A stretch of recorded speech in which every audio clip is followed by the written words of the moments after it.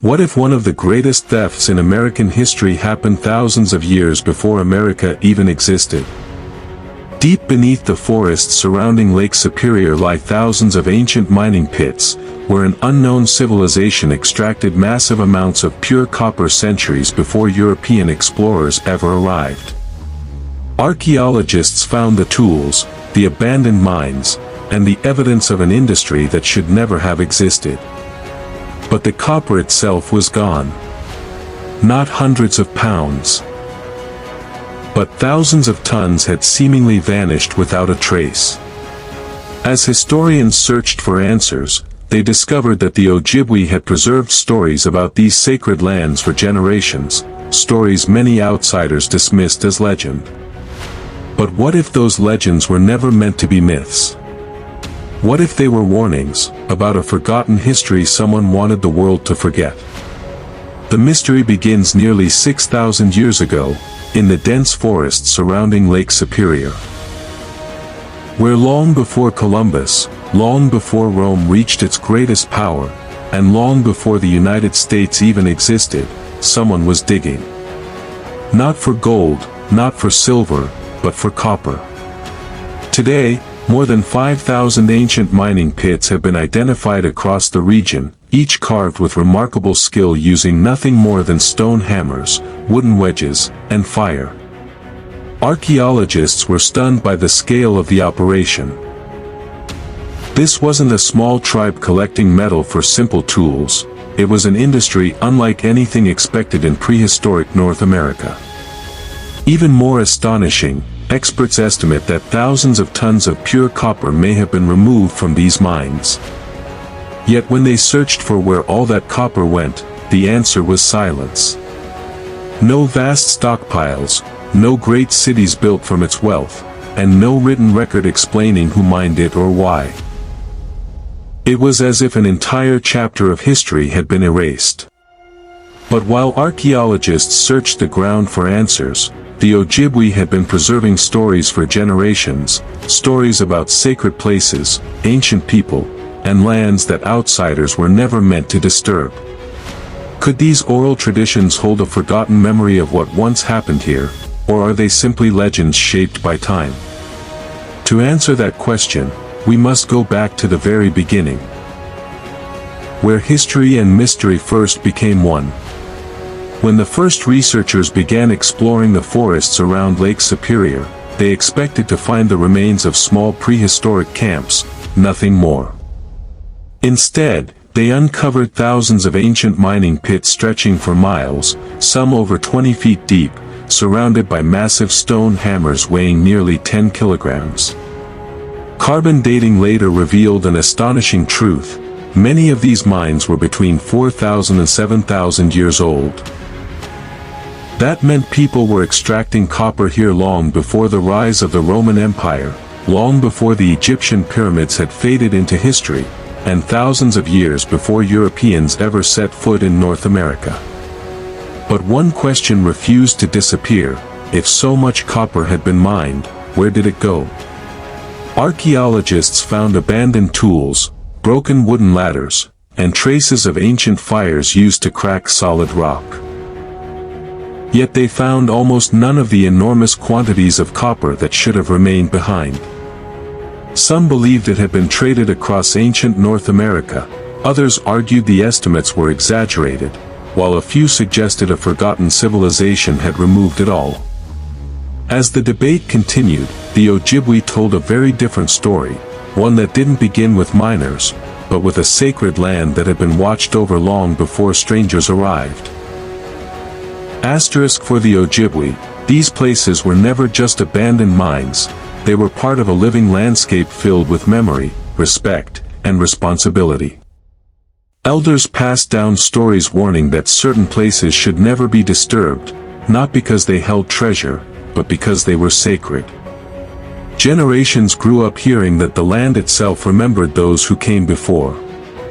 When European settlers arrived, many dismissed these stories as superstition, choosing instead to see only forests, rocks, and forgotten holes in the ground. But as archaeological discoveries continued, those forgotten holes proved to be one of the largest prehistoric copper mining regions ever discovered. The deeper researchers looked, the more remarkable the evidence became, yet the identity of the miners remained unknown. There was no lost city, no king's name carved into stone, no written record explaining who organized such an enormous operation. Only silence, broken by ancient tools buried beneath the earth, and stories that had survived not in books, but in the voices of the Ojibwe. The question was no longer whether these mines existed, the question was whether modern history had overlooked a civilization far more advanced than anyone had imagined. Then came the biggest mystery of all, the missing copper. Historians agree that ancient people mined copper around Lake Superior for thousands of years. But how much they removed is still heavily debated. Some researchers believe large amounts were traded across North America, while others argue the numbers have been greatly exaggerated over time. Whatever the true amount, one fact remains: these mines were far larger than anyone expected. As the mystery spread, theories began to appear. Some claimed a forgotten civilization carried the copper across the continent, others imagined ancient sailors from distant lands. But despite decades of investigation, no convincing evidence has ever confirmed those extraordinary claims. The mines are real, the tools are real, the mystery is real, but the final answer remains buried beneath the forests of Lake Superior. Today, the ancient copper mines of Lake Superior remain one of North America's greatest archaeological mysteries.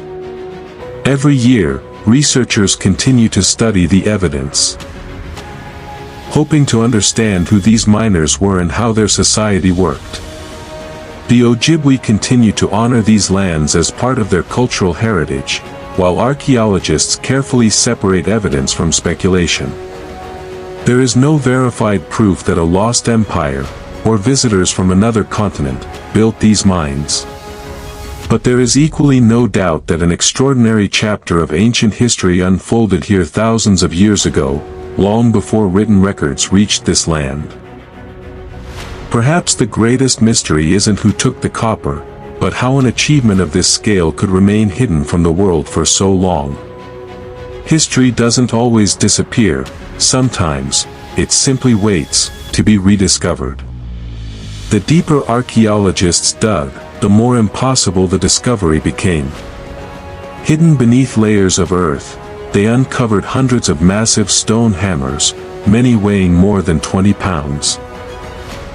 Some still carried marks left by the people who had used them thousands of years earlier. Nearby, wooden tools and charcoal were buried beneath the soil, allowing scientists to determine their age through radiocarbon dating. The results were astonishing. Many of these mines were already ancient, long before the Roman Empire, long before the Vikings, and long before European ships crossed the Atlantic. Whoever these miners were, they understood geology. They knew exactly where the richest copper veins lay, and they developed techniques that allowed them to break solid bedrock without iron or steel. This wasn't random digging, it was organized mining on a scale few believed possible for prehistoric North America. And yet, the identity of these miners remains one of history's greatest unanswered questions. As news of the ancient mines spread, the theories became even more extraordinary. Some believed the copper had been traded across vast networks connecting tribes from the Great Lakes to the Gulf of Mexico, and archaeologists have indeed found Lake Superior copper in distant regions of North America. But for others, that explanation wasn't enough. They asked a different question: if these miners were capable of extracting so much copper thousands of years ago, why did they suddenly stop?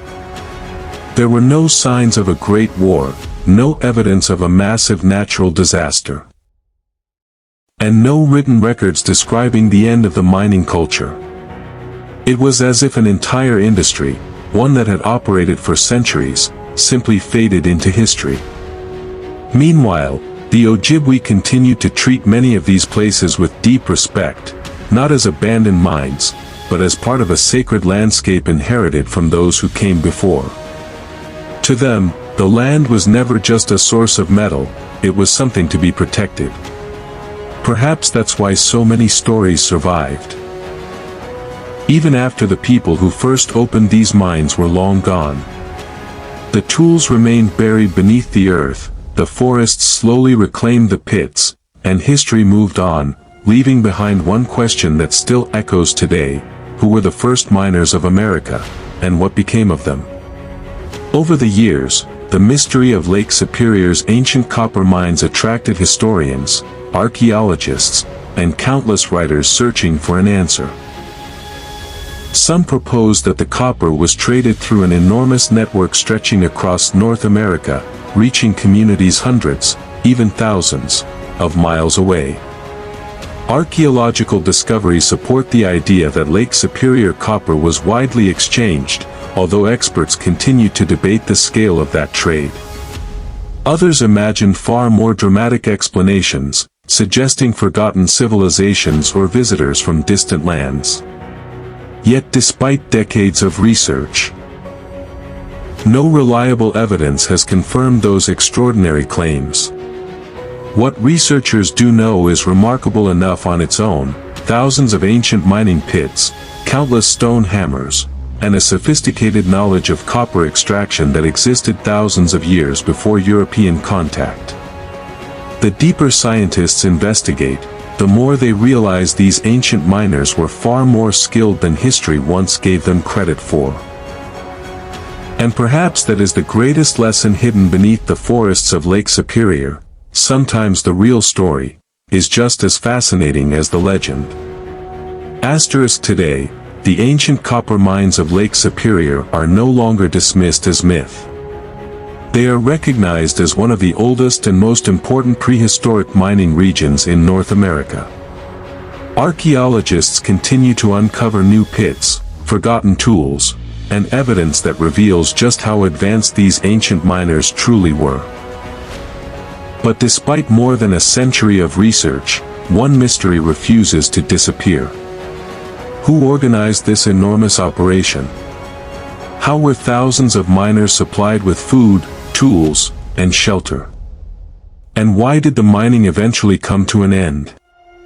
The Ojibwe never claimed to have all the answers, but their oral traditions remind us that history is not preserved only in books. Sometimes, it survives in stories, passed from one generation to the next. Whether those stories contain forgotten memories, symbolic lessons, or echoes of real events, they deserve to be heard with respect. Because the greatest mistake we can make is assuming that ancient knowledge has nothing left to teach us. Perhaps the forests of Lake Superior have been protecting more than abandoned mines all these years. Perhaps they have been protecting a chapter of history that the modern world is only beginning to understand. In the end, the greatest mystery was never the copper itself, it was the people behind it. They possessed the knowledge to locate rich copper veins, the skill to extract them using only stone, wood, and fire, and the determination to continue mining for centuries. Yet they left behind no written language, no monuments celebrating their achievements, and no names history could remember. Everything we know comes from the earth beneath our feet: broken hammers, abandoned pits, pieces of charcoal, and the silent testimony of the land itself. For the Ojibwe, these places were never forgotten, they remained part of a living landscape, respected rather than conquered. Modern archaeology continues to reveal new evidence every year, but with every answer comes another question. Perhaps the true story of America's ancient copper miners has not been lost at all, perhaps only fragments have survived, waiting for each new generation to put the pieces together. Until that day comes, the forests of Lake Superior will continue to guard one of the oldest and most fascinating mysteries in North American history, reminding us that the past still holds secrets, buried just beneath the surface. What do you think really happened at the ancient copper mines of Lake Superior? Share your thoughts in the comments below. If you enjoyed this documentary, subscribe to Archive Zero for more forgotten histories, hidden civilizations, and the world's greatest mysteries. Because sometimes, the truth isn't lost, it's just waiting to be found.